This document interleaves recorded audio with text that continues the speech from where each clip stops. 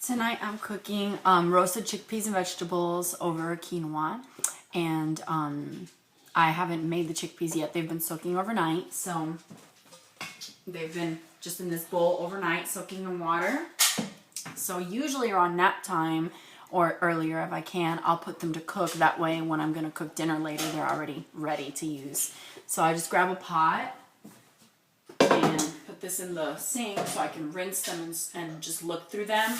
The good thing about garbanzo beans is they're white, so it's easy to spot rocks or any foreign things in there. And I just hold them in my hands and rinse them and then put them in the clean pot. Black beans, however, probably a good idea to lay them out on a kitchen towel or something to try to make sure there's no rocks or anything in there. Since they're black, it usually blends in pretty well, and it's not a very pleasant experience when you're eating your black beans and you almost crack your tooth on a rock. It's happened to me several times. Although this company that I order my beans in bulk from, I've never found anything in any of the beans, so they must clean them beforehand. But it's always good to check anyways.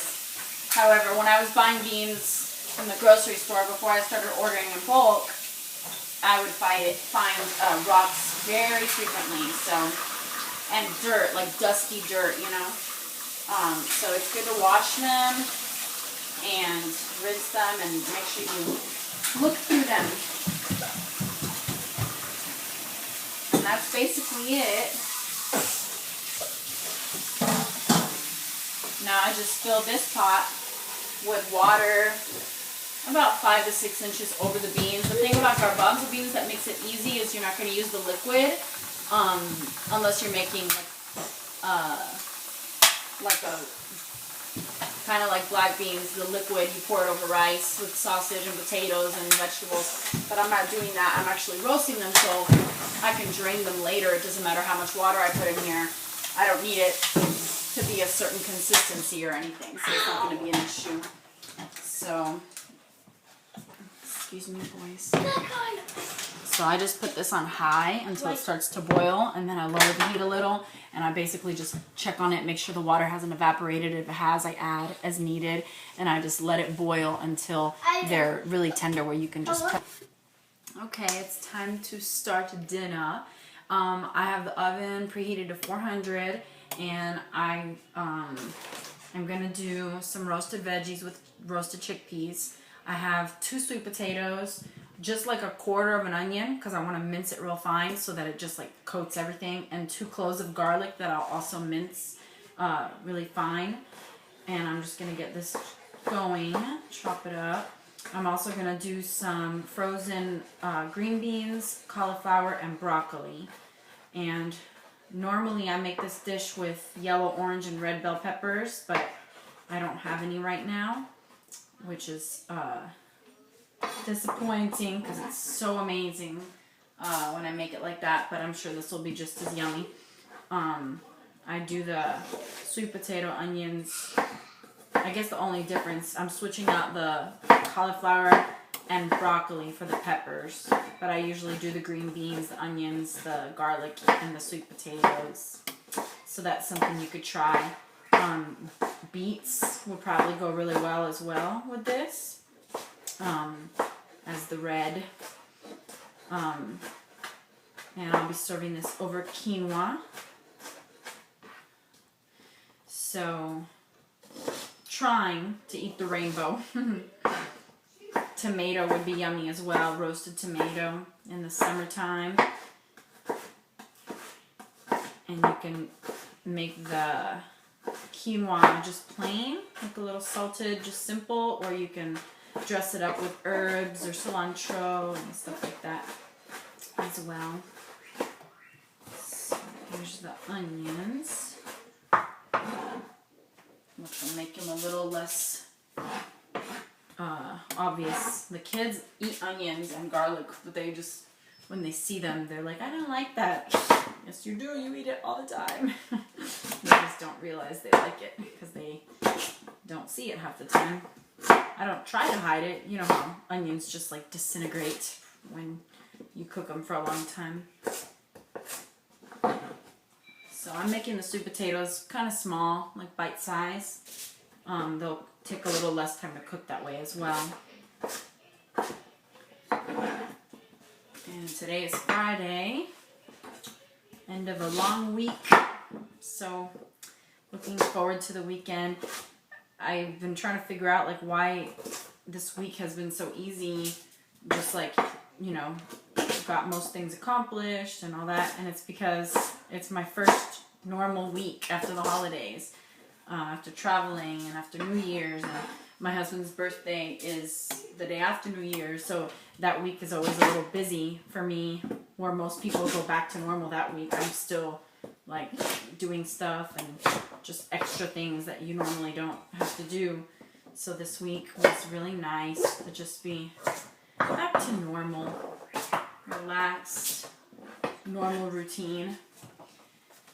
And we do co-op on Fridays at church for all the homeschool kids, and it was canceled today because there's a lot of sick people. I guess the flu's going around. We dodged it last year as well as the stomach bug, and so far so good this year. So hopefully we'll dodge it again.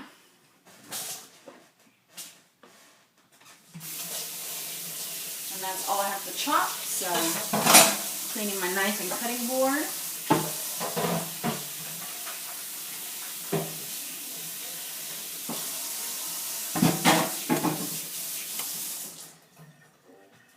And I'm going to throw in the frozen veggies. And I'm just going to do a little bit of green beans. The rest of that cauliflower and probably the rest of this broccoli. And frozen veggies, even though if you roast them with, you know, not frozen stuff, it's still, they cook through just fine and they get nice and toasty, and even though they're frozen to begin with, I guess they thaw out pretty quickly in there and they catch up with the cooking of the rest of the stuff. So that's it. And the garbanzo beans, of course. These were, like I showed you in the beginning earlier today, I made these and now they're ready. And I'll just throw like 3 or 4 big scoops on there. Now all of this, I don't know if you could even see that. All of this I'll drizzle with olive oil. I shouldn't say drizzle, I'll pour olive oil all over it. I just like it to get a good coat, and then it gets so nutty and caramelized. I really like that. And then just salt and pepper. And that really is all I do. I think the food is so delicious on its own. That's all it needs.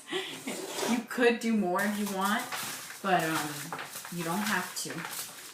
And then just toss it all together, get it all coated with the salt, pepper, and olive oil.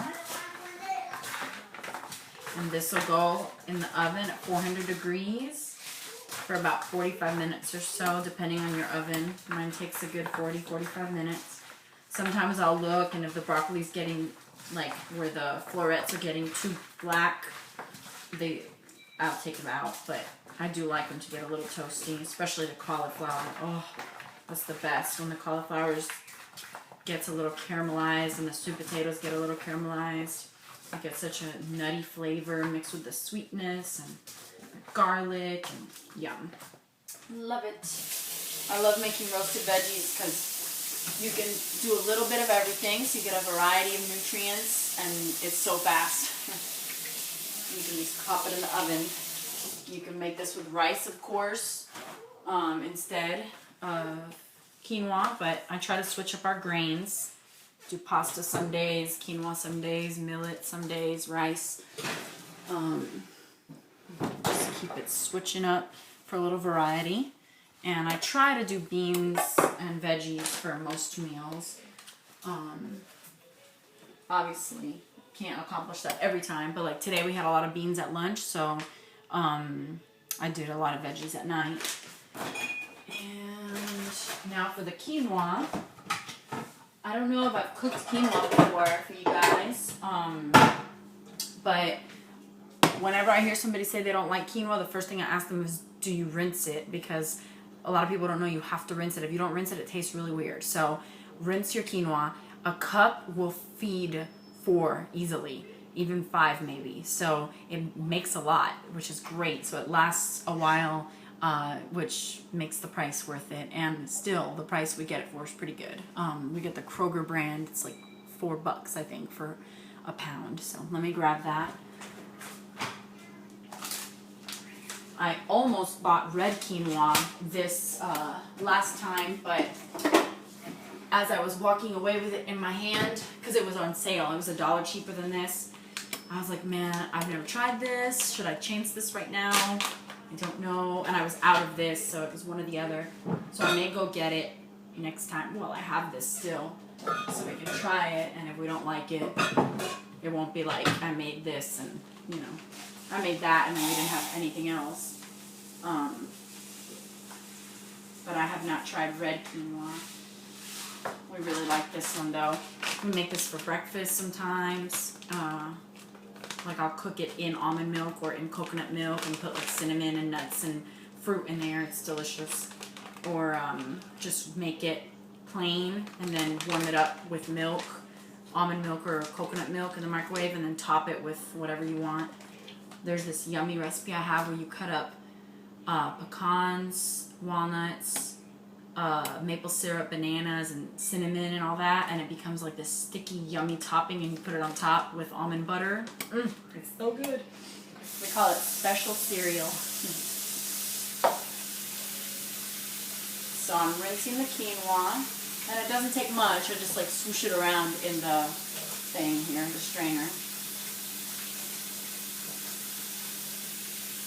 And it's just like rice, the cooking method, which makes it easy.